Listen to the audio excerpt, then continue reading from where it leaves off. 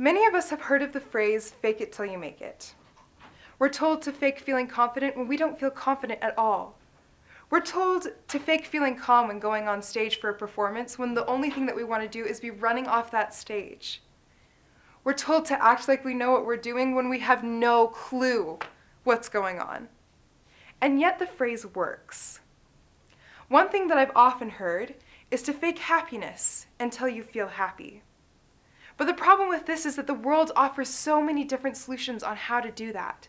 Even our prophet Joseph Smith says, happiness is the object and design of our existence. But what if I told you that I had a simple thing that we could do that would not only make you happier, but also help you to appear more competent in social settings? You could get that date with that boy or girl that you like.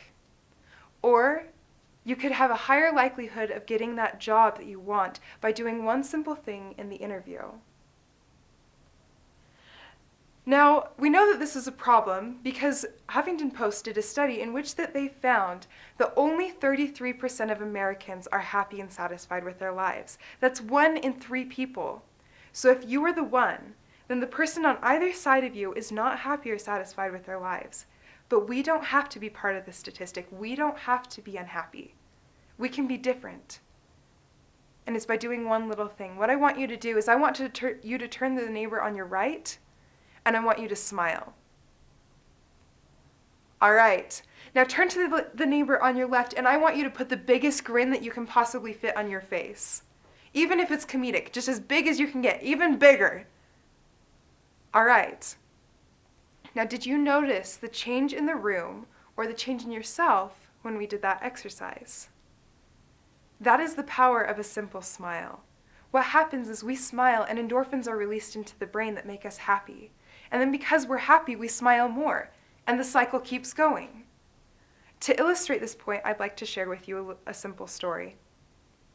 When I was younger, as I'm sure many of us did, we were very opinionated about certain things, and if we didn't get what we wanted when we wanted it, we'd often throw an attitude for our parents, just to prove a point. Now, this didn't work too well in my home because my dad was an individual marriage and family counselor. And so when I would do this, my mom would get him and he'd come into the room and he'd get down on my level and he'd have the biggest grin on his face. And he knew exactly what to say and what to do to get me to smile. And this infuriated me because I knew as soon as I smiled, it was almost impossible for me to remain upset because it was releasing those endorphins into my brain. And so I would smile in return. That is the power of a smile. It can change our attitudes. Now, by raise of hand, how many of you guys think that the average adult smiles 10 times a day? 20?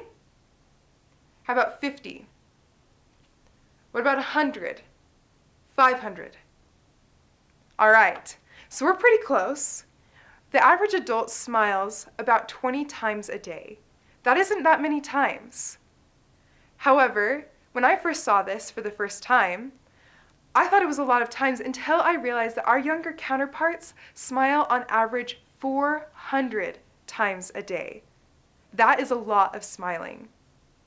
And in a study done by Dingley and the British Council, they found that one smile is the equivalent of endorphins released into the brain as when you receive $25,000 in cash or 2,000 chocolate candy bars.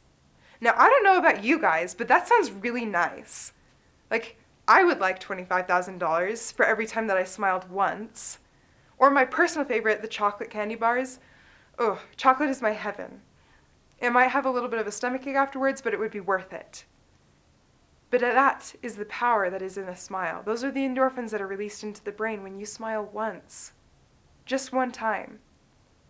Now, what I want us to do is I want us to take out a piece of paper, and we're going to start this track to a happier and successful life. And we're going to set a goal. Now, what I did is I set a goal of smiling for 30 seconds every morning.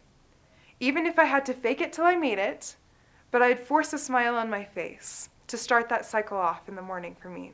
And I noticed that the days that I did this, it was so much easier to interpret things to the positive and remain happy throughout my day than the days that I didn't. And it was so much harder. But write it down, a goal that's specific for you, whether it's the 30 seconds in the morning, or maybe it's 10 seconds at breakfast, lunch, and dinner. Or for those of you who are doing really well, you might want to share these smiles. So you might decide to purposefully smile at 5, 10, or 15 people throughout your day. But together, we can make the world a happier place. We can be more successful and appear to be more competent just by smiling.